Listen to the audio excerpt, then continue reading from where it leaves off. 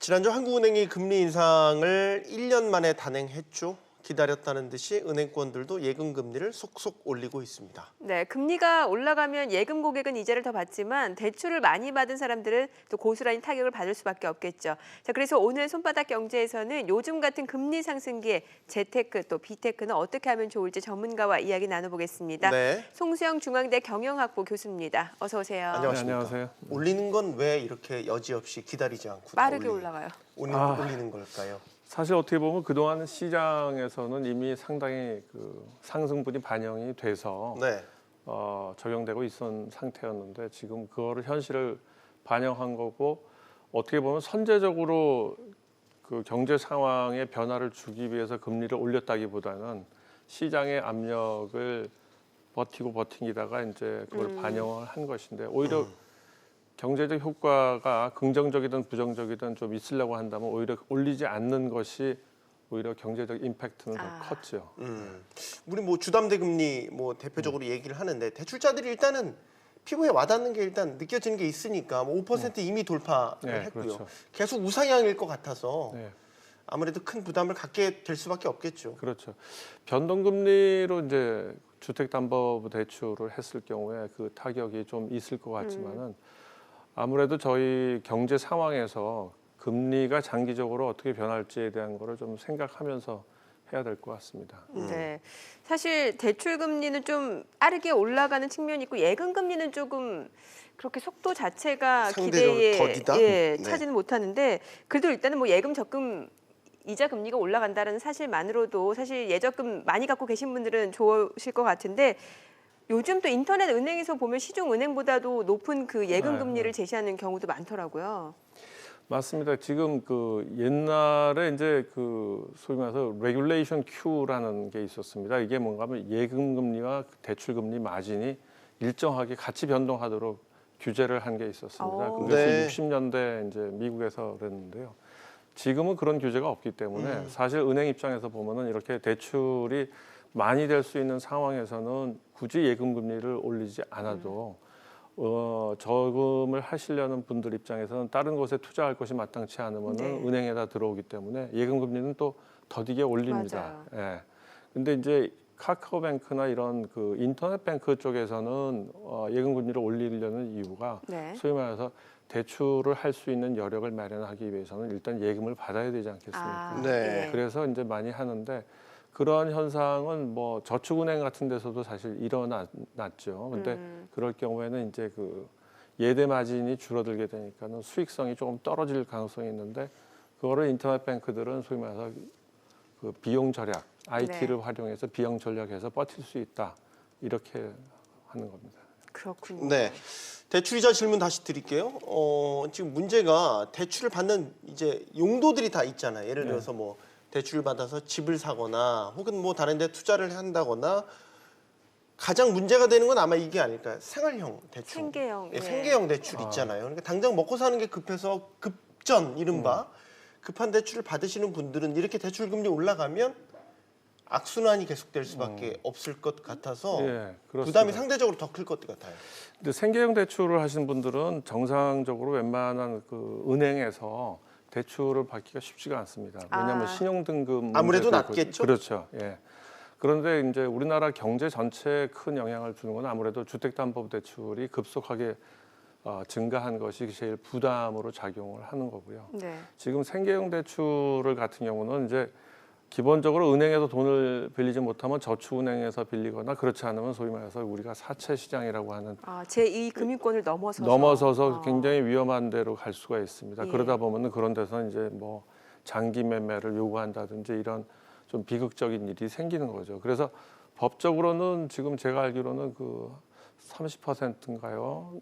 이상 연 이자율을 받을 수가 없게 돼 있습니다. 네네. 그를 할 경우에는 사실 그 불법 행위가 되는 겁니다. 그래서 그런 부분에 있어서는 생계형 대출을 하시는 분들은 아무래도 그 이자율을 상당히 그 높게 부담할 수밖에 없는 구조이긴 합니다.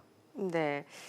자, 그러면은 이제 금리 인상기에 또 접어들었다 보니까 사실 이제 오른 금리가 내 대출 금리에 적용되기 전에 또 여윳돈이 좀 있으신 분들은 좀 빚을 좀 갚자 하는 분들도 분명 계실 것 같은데 일명 대출 다이어트라고들 하던데 네. 이런 분들은 그러면 어떤 전략을 세워야 될까요? 뭐 지금 현재 그 금리가 비싸지고 앞으로 금리가 낮아질 거라고 예상된다면은 당연히 지금 갚는 것이 좋고요. 네. 앞으로 금리가 올라갈지 내려갈지에 대해서 이것이 불확실하다. 그럴 경우에는 조금 기다리고 보는 것이 불확실하면 오히려 기다리는 게. 예, 기다리는 게 전 좋다고 봅니다. 왜 지금 그런- 같은 분위기가 근데 불확실하다고 볼 수 있나요? 그 부분을 속도의 차이는 있겠지만 그냥 오른다고 봐야 되는 게 금리 정상화라는 측면에서. 그런데 또 일부에서는 내년에는 계속해서 동결할 수도 있다는 얘기도 네, 나오는 것 그렇습니다. 같아요. 예. 그 이유가 저는 이렇게 봅니다. 지금 미국 같은 경우도 지난번에 그 연준 의장인 그 제이 파월 의장이 말하기를 지금 중립 금리에 거의 다가갔다. 미국의 단기 금리가 기준금리가 그 얘기는 뭔가 하면 그 이상 금리를 올릴 경우에는 이것이 인플레이션이 유발되는 효과가 아주 심하게 발생할 수 있습니다. 그렇게 되면은 인플레를 유발하지 않으면서 거의 현재 그 실업률을 최고죠. 그러니까 실업률을 제일 낮게 예. 유지하는 가능한 한 제일 낮게 자발적 실업률을 빼고 나서 낮게 유지하는 정도의 금리 수준에 다가간 것 같다. 이 얘기는 더 이상 금리를 올릴 이유가 없다는 의미가 되겠습니다. 네. 그래서 최근에 그 월스트리트에서 주가가 많이 상승한 부분이 있고요.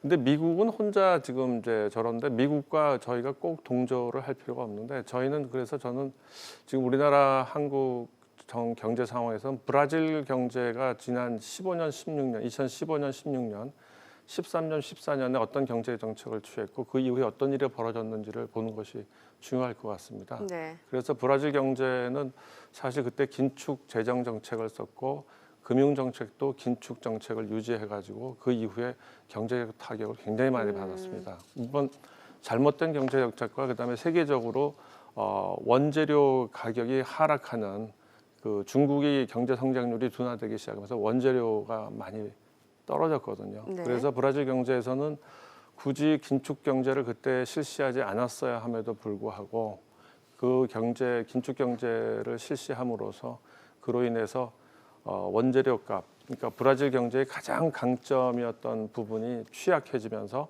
아주 브라질 경제가 심각한 타격을 입었습니다. 그래서 저희는 우리나라 같은 경우는 지금 현재 외채, 달러 표시 외채나 이런 것들이 많지 않은 상황에서는 국내에서의 그 주택담보대출이라든지 이런 부채가 급속히 늘어난 것이 조금 지금 걱정거리가 되지 않습니까? 최근에 많이 늘었어요. 네. 예. 그렇다면 이 부분에 대해서는 저희가 소위 말해서 다른 간접적인 방법으로 상당히 그 규제를 할 수가 있습니다. 대출 나가는 거를. 이거를 금리를 가지고 굳이 금리를 상승시켜서 대출을 막지 않아도 다른 방법이 있는 상태에서는 금리를 올리는 것은 상당히 신중해야 된다. 그렇다면 현재 입장에서는 내년도에 한국에서의 금리가 올라갈 것인가? 미국에서도 금리가 더 이상 올라가는 압력이 줄어든다면 여기에 대해서는 저희가 좀 다르게 생각을 해봐야 될 것 같습니다. 그래서 한동안 사실 금리가 이제 인상될 것이다라는 시각이 있을 때는 그 주택담보대출 받은 분들 이제 보통 고정금리가 더 유리하다는 얘기가 많았는데 지금 이런 시각 말씀해 주셨고 최근에 또 연준 쪽에서도 속도 조절을 하겠다라고 맞습니다. 하니까 오히려 주담대 금리를 고정금리가 더 유리한 게 아닐 수도 있다는 얘기도 바로 그렇습니다. 있더라고요. 제가 그래서 지금 현재로서는 수수료 부담이라든지 이런 걸 고려했을 때 만약에 여윳돈이 있으면은 이걸 급하게 바꿔타기를 할 이유가 제가 보기엔 좀 지켜보는 것이 좋을 것 같고요. 그리고 그 다음에는 지금 현재 그 생계형 이제 대출에 의존하시는 분들은 뭐 어쩔 수 없지 않습니까? 네.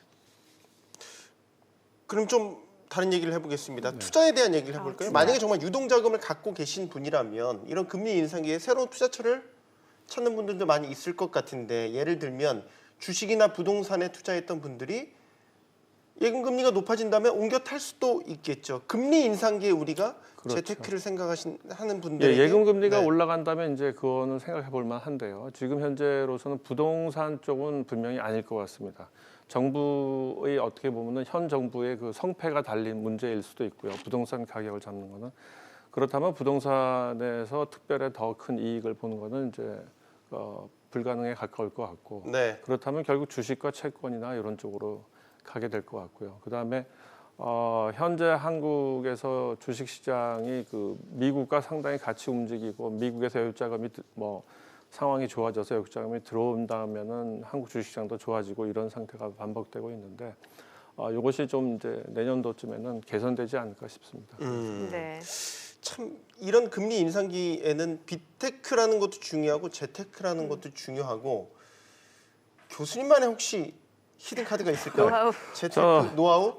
저는 그런 거는 이제 당연히 아주 매 시간 신경을 쓰면서 계속 그 추이를 추적하면서 자기가 이제 투자 전략을 바꾸고 뭐 이렇게 한다면 모르겠는데 그렇지 네. 않을 경우에는 불확실성이 좀 있을 경우에는 좀 네. 지켜보는 것이 훨씬 나을 듯합니다. 마지막 질문 당황시켜드려서 죄송합니다. 송선 교수였습니다. 고맙습니다. 네, 잘 감사합니다. 들었습니다. 예.